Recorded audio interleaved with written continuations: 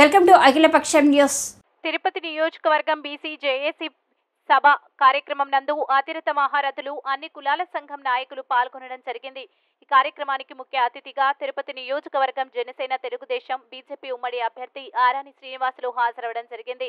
Janasena Telugu Desam BJP ఉమ్మడి ప్రభుత్వం స్థాపించగానే బీసీలకు ఖచ్చితంగా ప్రముఖ స్థానం కల్పించడం జరుగుతుందని ఆరాని శ్రీనివాసులు తెలియజేశారు. నేను ఎప్పుడూ బీసీలకు అండగా ఉంటానని, బీసీల ప్రాముఖ్యత తగ్గించనని తెలియజేశారు. తిరుపతి నియోజకవర్గం జనసేన తెలుగుదేశం బీజేపీ ఉమ్మడి ఎమ్మెల్యే అభ్యర్థి అయిన ఆరాని శ్రీనివాసులు నేను ఈసారి శాసనసభ్యులుగా పోటీ చేస్తున్నాను. కావున మీరందరూ గాజు గ్లాసు గుర్తుపై మీ అమూల్యమైన ఓటు వేసి నన్ను గెలిపించాలని అభ్యర్థించారు. అనంతరం తిరుపతి నియోజకవర్గం బీసీ జేఏసీ సభను ఉద్దేశించి ప్రసంగించారు.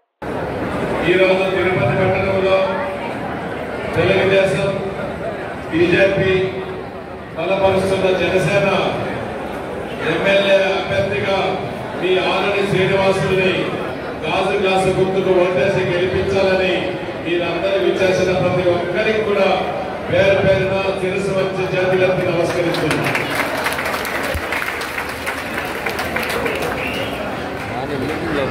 బీసీలంటే స్వర్గీయ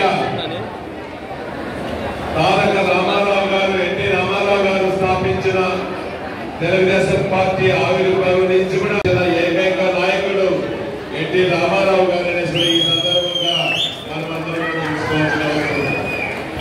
అప్పటి నుంచి కూడా మన చంద్రబాబు నాయుడు గారు దాన్ని కొనసాగించుకుంటూ ఈరోజు బీసీలకు అన్ని రంగాల్లో కూడా సముచిత స్థానం కల్పిస్తూ ముందుకు తీసుకెళ్తున్న నాయకుడు చంద్రబాబు నాయుడు గారు అనేసి కూడా ఈ సందర్భంగా మీకు అందరికీ గుర్తు చేస్తున్నాం.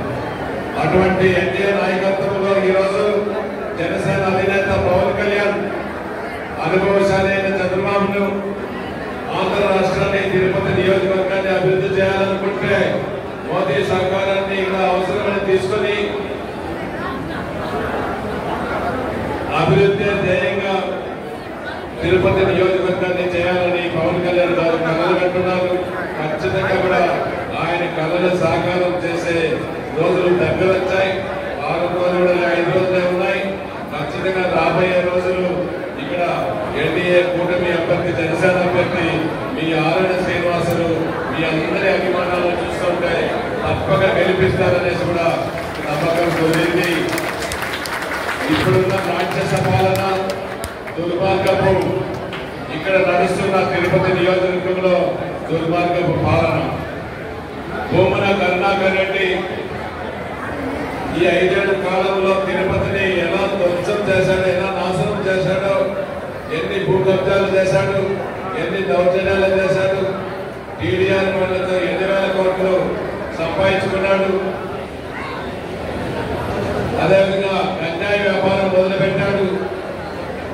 అవినీతి పాలన తిరుమలలో సాగిస్తున్న ఏకైక ఎమ్మెల్యే భూమన కరుణాకర్ రెడ్డి, అదేవిధంగా వాళ్ళ తనయుడు అభినయ్ రెడ్డి ఈరోజు ఎమ్మెల్యేగా పోటీ చేస్తున్నాడు. నేటి కరుణాకర్ రెడ్డి పోటీ చేస్తే ఓట్లు వేసే తిరుపతి పట్టణంలో ఎవరూ లేరు. అందుకని కరుణాకర్ రెడ్డి వాళ్ళ కొడుకుని పెట్టాడు. ఆయన మున్సిపల్ డిప్యూటీ మేయర్గా దొడ్డిదారిన ఎన్నికై ఒక బీసీ మహిళ, ఆ మహిళ యాదవ మహిళ, ఒక పెద్ద డాక్టర్, ఒక మహిళ మేయర్గా ఉంటే మేయర్ అధికారులన్నీ కూడా డిప్యూటీ మేయర్ అభినయ్ రెడ్డి తీసుకొని కూడా ఆలోచిస్తున్నారు. అభినయ్ రెడ్డికి కూడా తగిన బుద్ధి చెప్పే రోజులు దగ్గరికి వచ్చాయనేసి కూడా బీసీలు అందరూ, సామాజిక వర్గాలు అందరూ, ఓసీలు కానీ, బీసీలు కానీ, వ్యాపారస్తులు కానీ, ఉద్యోగస్తులు కానీ అందరూ కూడా నిర్ణయాలు తీసుకోవడం జరిగింది. రాష్ట్ర వ్యాప్తంగా తెలుగుదేశం, జనసేన, బీజేపీ ఉమ్మడి ప్రభుత్వం ఏర్పాటు కావడం ఖాయం. తిరుపతిలో జనసేన అభ్యర్థి, ఉమ్మడి అభ్యర్థి, జనసేన అభ్యర్థి ఎమ్మెల్యే మీ ఆరాని శ్రీనివాసులు మీరందరూ కూడా ఆశీర్వదించాలి, దీవించాలి. మీరందరూ కూడా గాజు గ్లాసు గుర్తుపై ఓట్లేసి అఖండ మెజారిటీతో గెలిపించాలని మరొక్కసారి చేతులెత్తి శిరస్సు వచ్చి నమస్కరిస్తున్నారు. జై పవన్ కళ్యాణ్, జై చంద్రబాబు. గారు నామినేటెడ్ పదవులు కానీ ప్రత్యక్ష ఎన్నికల్లో పదవులు కానీ తిరుపతి నియోజకవర్గంలో బీసీలకు సముచిత స్థానం ప్రథమ స్థానం కల్పిస్తానని కూడా ఈ సందర్భంగా మీ అందరికీ తెలియజేస్తుంది. ఏమంటే తిరుపతిలో బీసీ సంఖ్య అధికంగా ఉంది.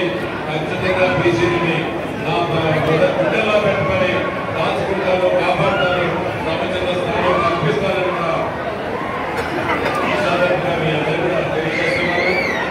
అదేవిధంగా మంగళంలో ఉన్న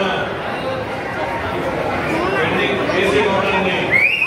లో ఉన్న బీసీ భవనాన్ని ప్రభుత్వ సహకారంతో చేస్తారని కూడా ఈ సందర్భంగా మీ అందరికీ బీసీ గవర్నమెంట్ చర్చించి ఆర్థికంగా తొందరగా బీసీ నాయకులకు సోదరులకు పిల్లలకు ఉపయోగపడే విధంగా మీ అందరికీ